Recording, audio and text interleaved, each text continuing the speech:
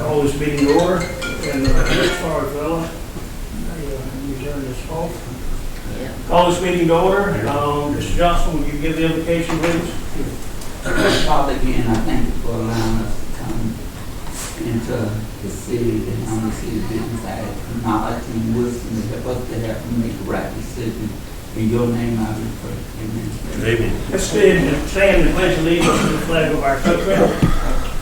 I pledge allegiance to the flag of the United States of America and to the republic for which it stands, one nation, under God, indivisible, with liberty and justice for all. Council and ladies and gentlemen, we're here on a call meeting for one singular purpose, is to get clarification on our vacancy and how it's to be handled. And I'm going to first turn the floor over to our attorney, Ken Smith. Okay, we have reviewed the Georgia election law and the charter and the intergovernmental agreement. And the situation we have is when Mr. Ramey qualified for mayor, his seat was vacated by act of law. The law requires when that happens to give you 10 days notice, which I think they gave you the letter because you have the right to appeal as to whether or not it's vacated.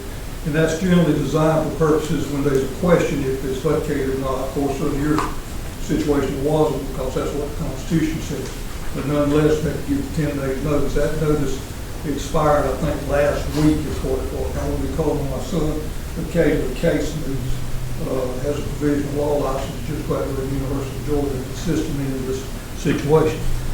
So, after the 10 days run, it's up to the city. The charter says it will call for a special election. And that's the purpose of the meeting today, is to call for a special election that can be held in conjunction with the general election in November. Well, within the time frame that can be accomplished, and it will save the city the extra cost of having to wait until March, and also provide the people of Ward 2 a council member for the remainder for the following year. Under the charter, a councilman cannot be appointed, and if the special election is not held with the general election, as is required by law or provided by law, then the city is not only paying its portion for the election in November, but it's going to have to pay again in March, which it otherwise would not have an expense. I understand that expense runs somewhere in the several $1,000s. Be that as it may,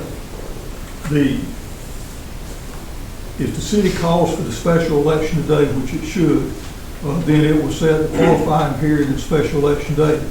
The intergovernmental agreement that the city entered into with the county back in 21, the whole purpose was for the city no longer to conduct elections because it could be done more efficiently and economically by this intergovernmental agreement where the city would share its costs for the election.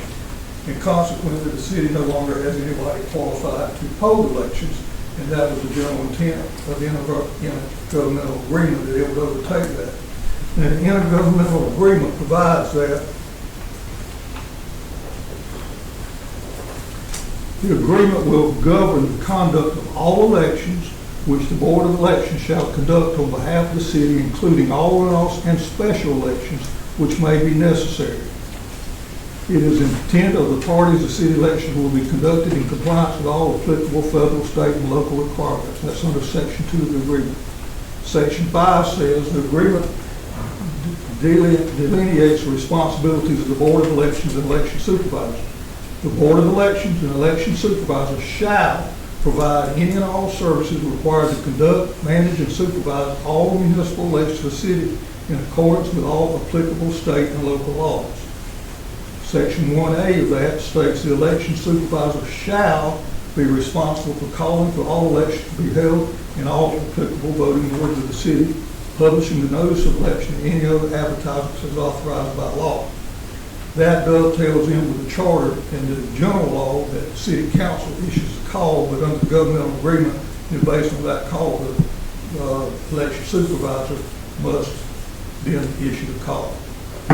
Section 1, paragraph K and 4 of the agreement states that the county shall conduct the election on the dates and during the times designated by the election laws of the state of Georgia. and place advertisements in the city's legal organ regarding calls for special election as required by OCGA 21.5-540. So the situation we find ourselves in is that we're within a time frame that the city can call a special election if it does so today in order to, number one, save money for an additional special election in March when it can be held in conjunction with the general election. And number two, provide that the people in Ward 2 have representation throughout 2024 and to the end of 2024 when the next election for that ward will be. The city calls for the election, intergovernmental agreement binds the county is responsible and must do that. So that's what I understand that we're here for today. Council, any of y'all got any questions at this I time? do. I've also read this intergovernmental agreement, and my only concern is that she has held every election that we've had since this agreement has come into place. Another thing, I'm not trying to discredit our clerk. Our clerk does not feel confident holding this election because she hasn't received proper training to hold it. And I just feel like if we, I don't like breaching contract myself. I agree, and that's why the county is responsible for holding the election. She already said that her ballots were built. That's their fault. They have a contractual obligation to conduct the election. I'm sure the only ballot would have to be changed would be for Ward 2, and they've got plenty enough time to do that. And they're obligated to do it. If they don't, they're in breach of the contract. If it's an additional expense for Ward 2, that's on the city. The city is required to pay its portion to do that. And it'd be a whole lot cheaper, it would seem, to change that ballot for Ward 2 and conduct an entire additional election in March. And if you do that, and that's up to y'all, if you do that, that's fine, but Ward 2 is going to be without representation until the next general election, and that person is sworn in January of 2025. May I ask a question? What do the charter, I know about this agreement because I was part of that when we went into it, but what does the city charter say about a vacancy? The charter, Tell me. yes, the charter says that you will call for a special election, and you cannot appoint a member. What's the schedule case on that? Yeah, so the charter says that if there's a vacancy in the election, in the board, that it references the state law as for how to fill it. But when it comes to appointment versus election, if the vacancy happens within 12 months of the expiration of that term, you can appoint. If it's greater than 12 months, you have to have a special election. And it's greater than 12 Can we months. read what the charter says? Can you read that to me? Please.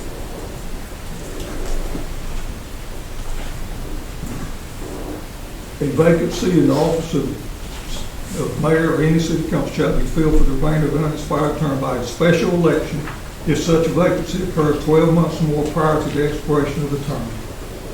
That's what we've got.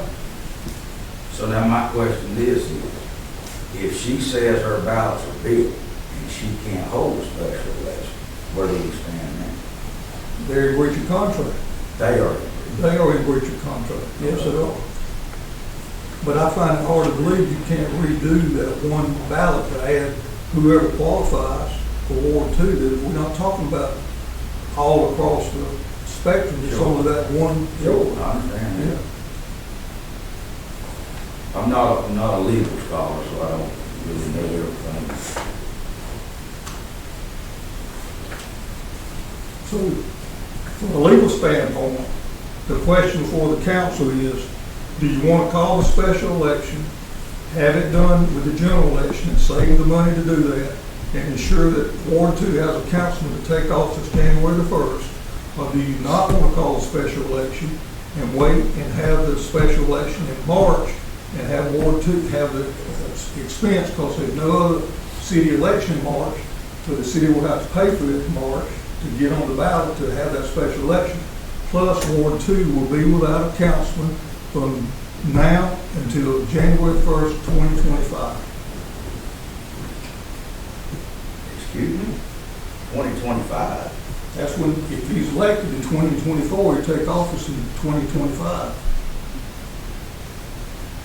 We're not So about to you're take saying if office we hold it when in he March, runs or They whoever. take office first of the year, don't they? Right. yes, Okay, the election's in November of 2024, take office January. And we're in 23.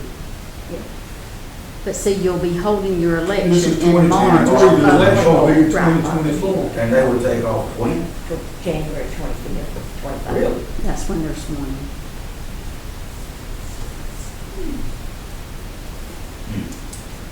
No, y'all, Wait just a minute. everybody got time and stuff. They would take office, if it's a special election in March, after the March election, but you're gonna have Ward 2 without representation from January 1st to March.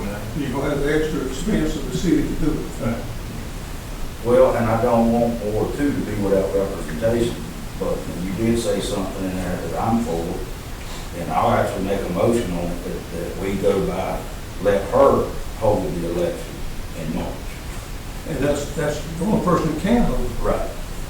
So That's the that's where I'm more leaning. county, Right. that's the only person that can hold Right. it, yeah. Well, let me say this, I mentioned to, when this occurred, I wasn't familiar with all that the attorneys brought to attention here, but I called Mr. Ramey in my office and said that this was the common sense thing to do, and lo and behold, the law confers with this. Apparently, somebody's had this trouble several times before, that there's no reason for us to have the expense of holding a separate election when we can, and listen, another thing too, if you've been watching any of the local television stations, it's being done all over the state, that this circumstance has arisen in several counties, and the qualifying day is sort of like ours, and the election is going to be included in September, and get people in office quicker, That's save why- money. That's why the law is designed this way, within that time frame. We fell within the time frame. If, let's say, Mr. Ramey did not qualify for office, but he resigned his office less than 29 days before the general election, we could not have a special election then because it didn't follow the timeline. But because our qualifying is set a good deal before that, then it works so to do it. And I don't know if it was literally said like that, but I suspect it was when it was drafted that way, so you could have an immediate special election as immediate as possible. But if you saying she's gonna breach, I'd rather somebody else breach it than us. Exactly. You know, so that's the only thing from talking to her, she said her ballots are built and she cannot hold a special election. She can, I would assume, I'm not a ballot expert, but we've got, what's today? Such. Okay, the election is November the 7th. I find it hard to believe you can't get a ballot for Ward 2 done before that day. Well, the law, let me tell you, having legislative experience, I know why this law is written and stands for this very thing that we're seeing now. That if this happens, there's no point in going all the way to March or whatever the election's held, and then the city will be without representation during that time, plus the additional expense of holding an election. It doesn't make sense. That's what heard the attorney say about us. We don't need to breach. Exactly. Well, we won't be breaching a contract. We're under law, and she's got plenty of time to prepare the ballot. Well, I'm in unfamiliar territory.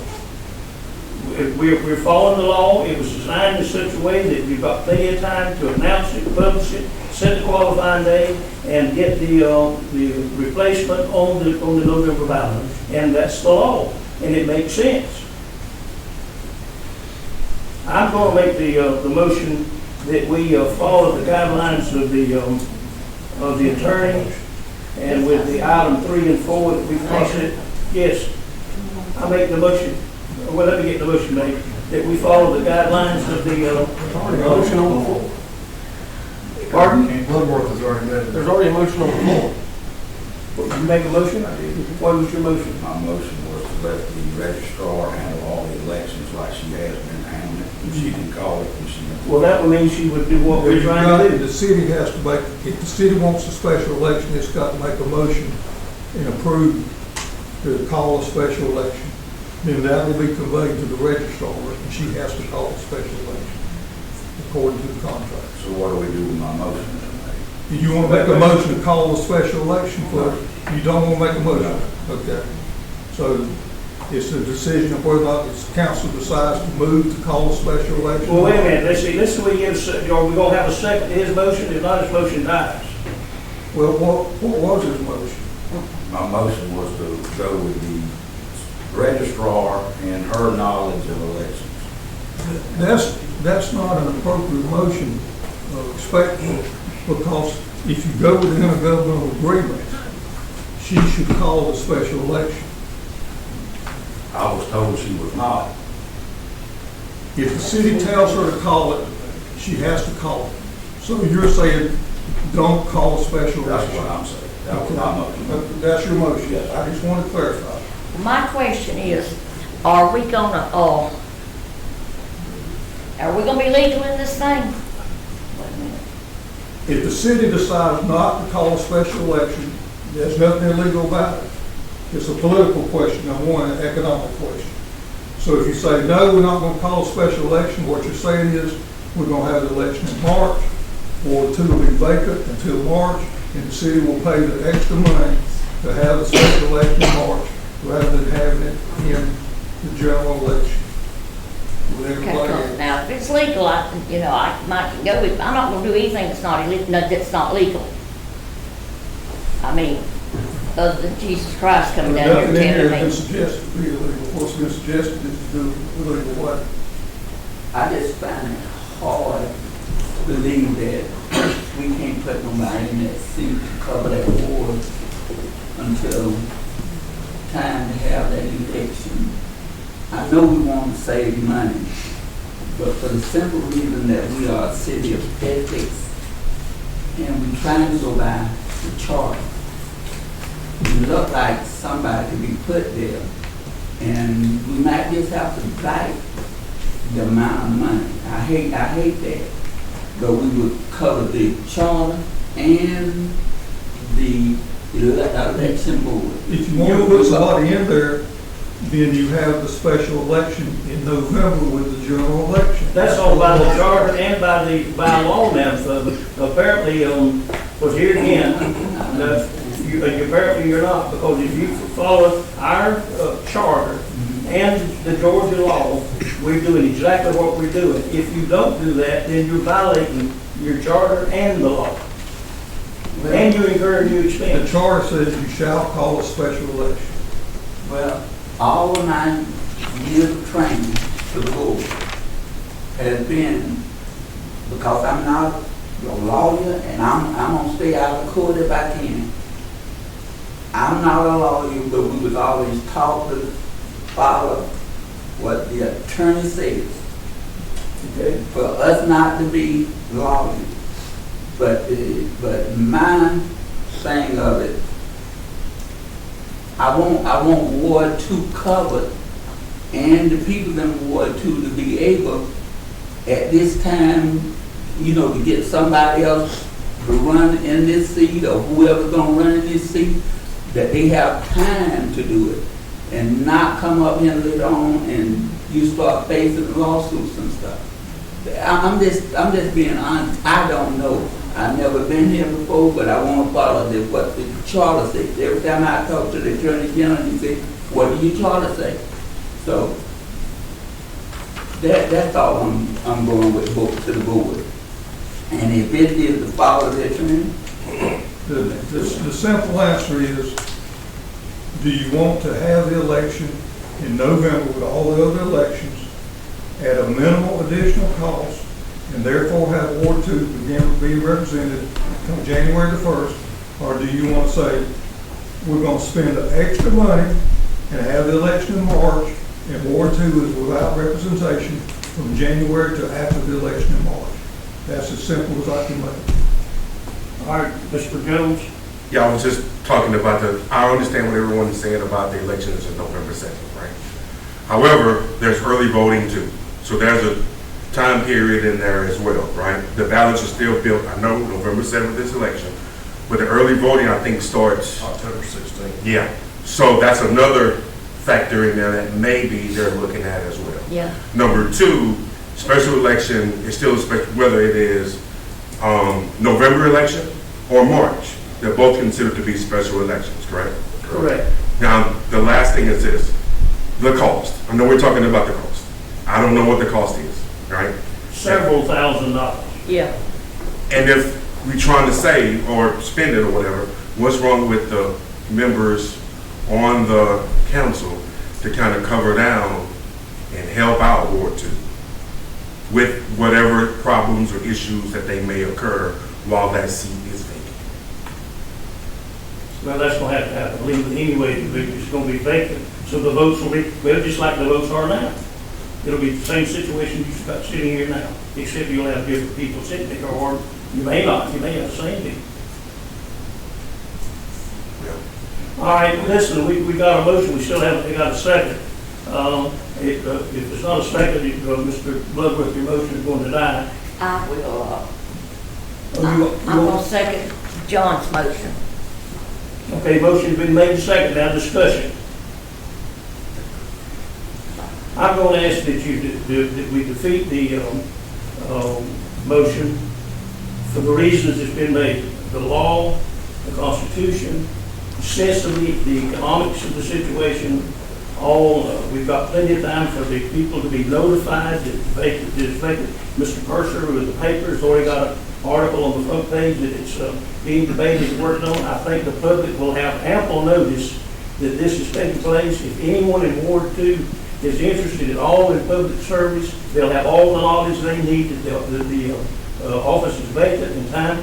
And then according to this, if we have the qualifying date, as we got it set, they've got plenty of time for the no to come in and qualify.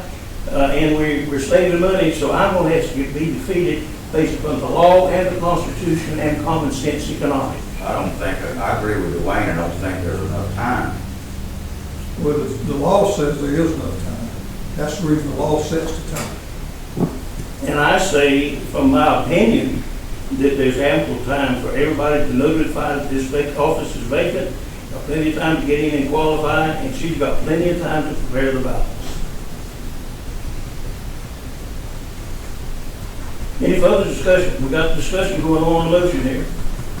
But I say to the council, again, we discussed this for a little bit of that time. But all of my training has been to follow, whether I disagree with it or don't understand it, follow the dictates of the attorney. Don't get into the legal stuff. Let them handle it. But if the public knows that we be looking at one way and his advice is to go another way, let's follow the advice of the attorney. I just don't want somebody to come up later on now and say they didn't have enough time. That's all I'm saying. Okay, any further discussion? Hearing none, I call for the vote. All in favor of Mr. Bloodworth's motion, raise your right hand. 2, all opposed. 2, what's the verdict? It fails to the back of the majority when there's a tie. Okay, now I'm entertaining a motion that we follow the attorney, the law, and the charter, and follow his orders with relative to how the election is to be held. And we've got 2 motions that we need. Is there a second to that motion? I said it. Follow the attorney Any further and the charter. discussion? Yes, sir.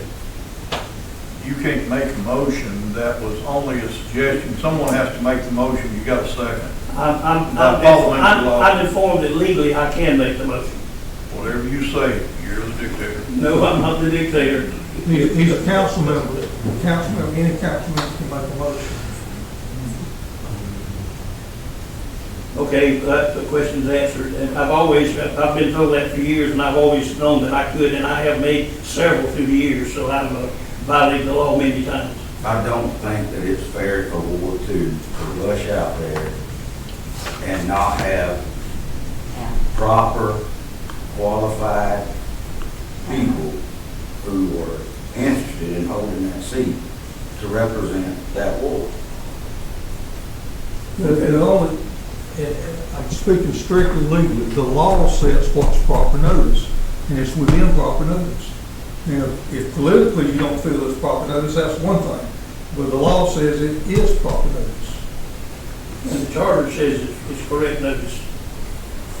Okay, we're in a strange and a deadly situation. That's one reason that what we're trying to do here is being followed. The law and the charter, people have recognized it from before, because you're fixing to see what a circumstance we've got when this occurs. This is to keep this from happening. Any further discussion on my motion? Hearing none, I'll call for the vote. All in favor, raise your right hand. Left, either one that you can get up. All right, that's two. All opposed?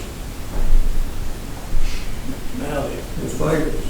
So we're dead still, and that's what happens when January, February, March, what you're creating when you don't replace this office. Well, the legal effect is the city has not voted to call an election. If it doesn't vote to call an election, then there will be no election in special election in November.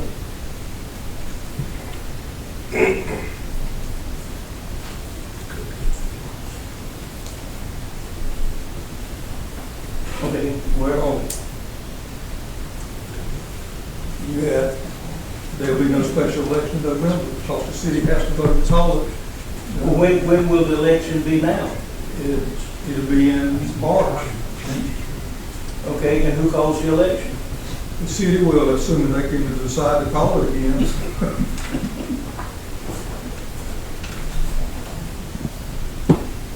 Apparently, there's no guarantee of that.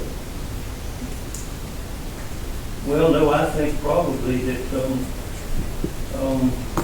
okay, and going back to the law now, if we don't take advantage of the law and our charter and the economics of the situation, we just decide that we want to wait until March to hold the election, when should we announce that, of course, you say that the registrar makes the announcement? The city has to make the announcement, and the registrar has to follow. And when should that take place? What are the dates for that? I'd have to go back and look and Do you see. have any idea?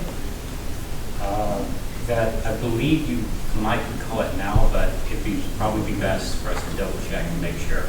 It's not going to be any shorter than the 29 days that we're under here. It may be the exact, you may be looking at the exact same time frame. You may be looking at longer. Can I hold that charter?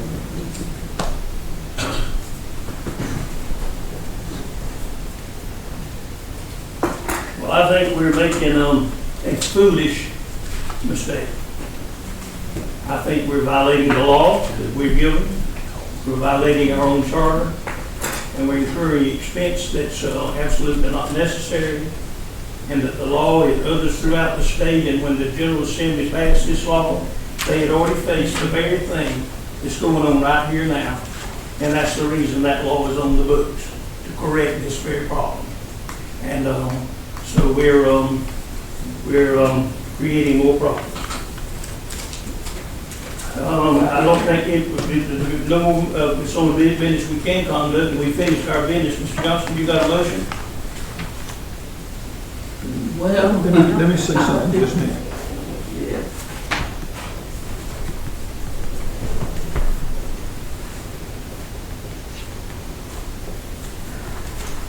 Where the paper clips are the indications in the charter of vacancy of office. 2 point something and 5 point something.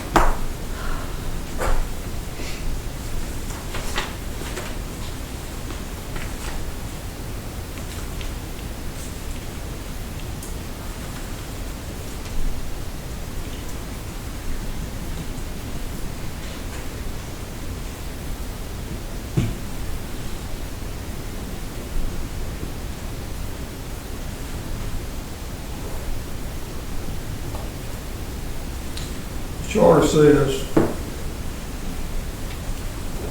in the event, the office of mayor or council member shall become vacant as provided in this section. City council of those remaining shall order a special election to fill the balance of the expired term of such official.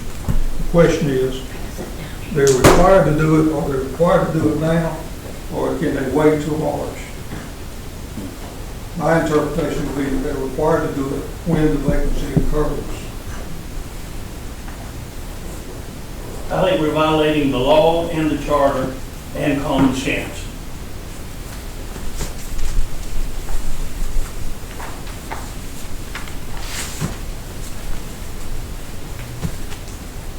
I don't vote, I give my legal opinion and legal advice. My legal opinion is the charter requires you to call the special election.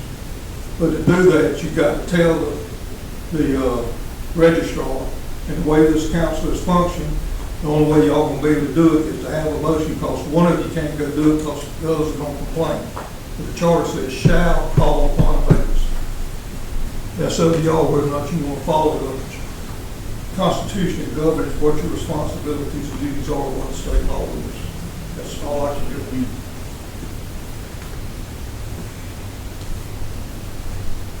Anybody make sure that I don't leave with things that need to be said. But I think we finished our business. We're at a standstill. And like I say, this is the reason this law exists. The very thing, we played it perfect. That's why the General Assembly did this.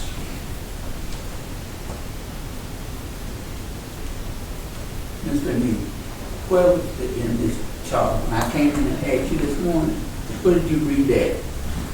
To me. Just 1 second.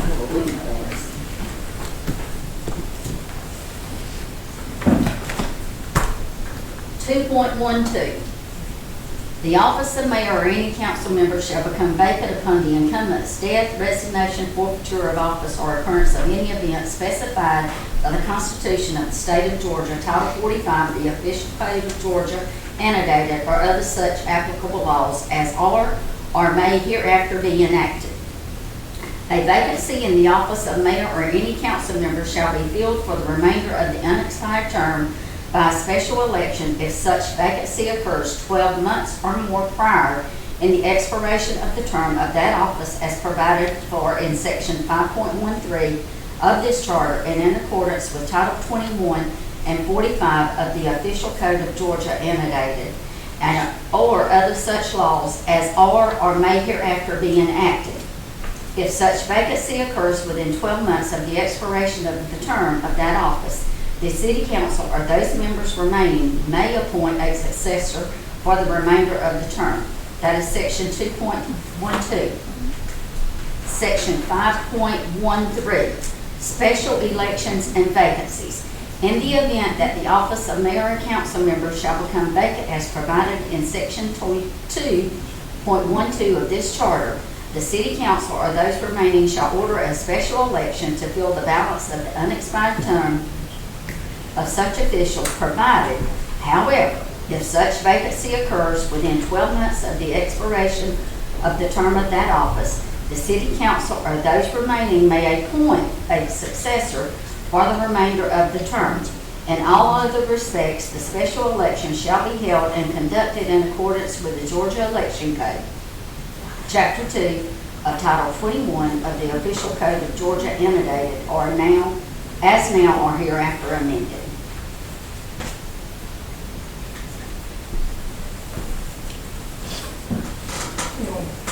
I just want to do what's right. I've never been here before when I've been the longest one on this council. I want the people in Ward 2 to have a representation no matter what.